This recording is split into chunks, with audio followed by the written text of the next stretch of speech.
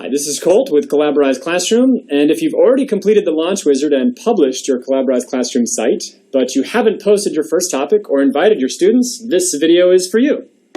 Here's a site that I just launched that doesn't have any topics or student members, and I'm going to show you in just a few minutes how easy it is to post your first topic and add members to your site so that you can be on your way to transforming your class into a thriving learning community like this one. Collaborize Classroom has 4 different topic types that you can use to create a variety of discussions and interactions for your students. The yes-no topic is formatted like a debate. Students come in, read your question, and then click the yes or no button, and then support their answer by posting either a pro or con argument with the comment field. The multiple choice topic allows you to post a question with several possible answers that students can choose from by voting, and then support their answer by posting their reasoning again with the comment box. The vote or suggest topic is a bit like multiple choice, but instead of only being able to vote on existing answers, the students can add answers of their own for other students to vote on. So for the example that we're going to use to start off our new site, we're going to have a multiple choice question. We're going to use the time machine icebreaker, which is one of the great ways to get started with Collaborize Classroom, is to sort of set it up with an icebreaker. Your students can get familiar with interacting in the environment. So now I'm going to add my description. I've actually got it already here. Just going to paste it in. If you could travel to any era in human history, where would you go? Vote for your choice and then write 3 to 5 sentences explaining why. So now I need to provide some choices. And again, for speed, I'm just going to go ahead and copy and paste these in. There's ancient Rome. We're going to go for 1950s USA. You can pick anything that you want. These are just off the top here for me. Go for the Renaissance. I need to add another choice. There's the Renaissance right there. And then the future. That would be an interesting place to check out as well. So you can make as many choices as you want. Just keep adding a choice. And if you want to allow them to pick more than one out of the set of 4 or 5 or how many you do, you just click right here.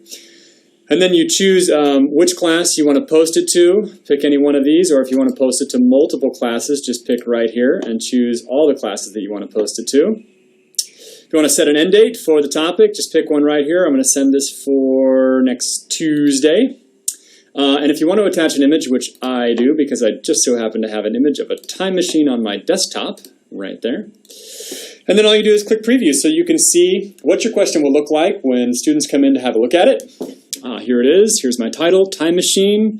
If you could travel to any era in human history, where would you go? So there's my description, posted by Mr. Briner, the moderator to Class 1 discussions. Okay, and it ends on 2:15. So that's pretty clear. Here's the choices. Perfect. That looks exactly the way I want it to. So I'm going to go ahead and click Save.